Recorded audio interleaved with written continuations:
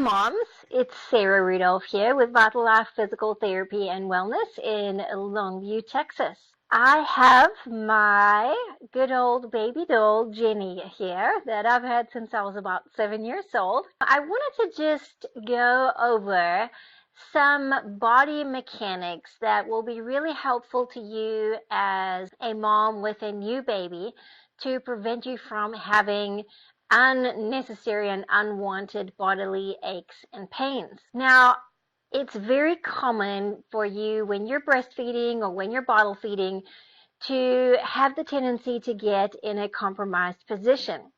One thing I want you to remember is that in the early postpartum days and even in the months that lie ahead, your ligaments are going to be more lax than usual because of all the hormones. And so your pelvic bones, for one thing, are going to be more easily tweaked and displaced if you maintain poor positions. So some people will have a tendency to tuck one foot up underneath the other one, and what that does is it creates a lot of external rotation in the hip that you tend to want to place up underneath the other leg, and so you can develop tightness and trigger points in the back of that hip. And any sustained positioning like this where you've got your hips turned out and your legs tucked up underneath you can cause a torsion in your pelvis, which can then lead to low back pain. It can lead to an inequality of your leg length, which can have ramifications down the road if you don't get it sorted out. So one thing that I would suggest, whether you are breastfeeding or whether you're bottle feeding, is to find a comfortable chair. And really, it's best if you would position your hips nice and straight and as far back in the chair as possible. Now, I'm sitting in a rocking chair. I can place my feet on the floor and rock, so that's great. You're going to get a little bit of circulation through the ankles and the lower legs. And of course, it's soothing on the baby. One thing that you would also want to watch for is good support in your lower back. So here I have placed a cushion behind my lumbar spine to just help maintain that neutral curve there so that your spine doesn't want to bulge out or poke out backwards, okay? So have something that's supportive in your lower back, even if it's a rolled up towel or a sweater that you stuff up in there or an extra baby blanket, something that'll just really help to support you. And you want to try to keep even through your hips and your shoulders. Now, I was talking to a mom the other day, and she said she found herself that she was kind of tightening up her shoulder.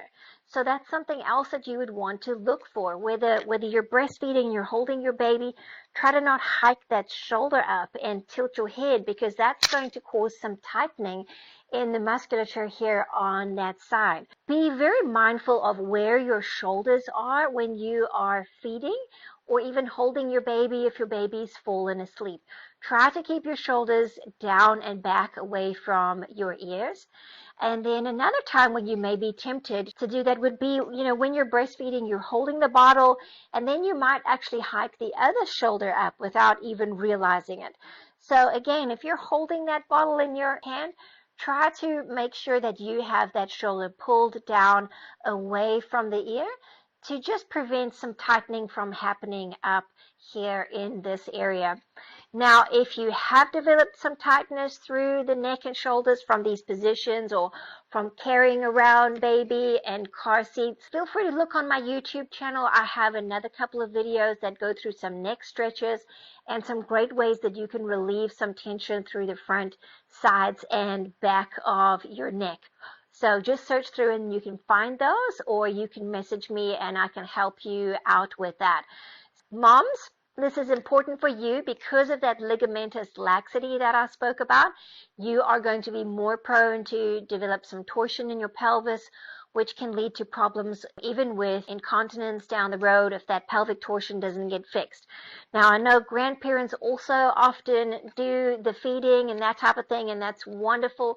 Grandparents, you're not as prone to the ligamentous laxity, but you can also get those shoulders all out of whack, and you can get that hip out of whack if you're not careful of the position that you sit in when you are holding those precious grandchildren and helping out with the feeding and the napping. So I hope that helps. If you have any questions, please feel free to reach out to me at Vital Life Physical Therapy and Wellness on Facebook, or shoot me an email at info@vitallife-pt.com.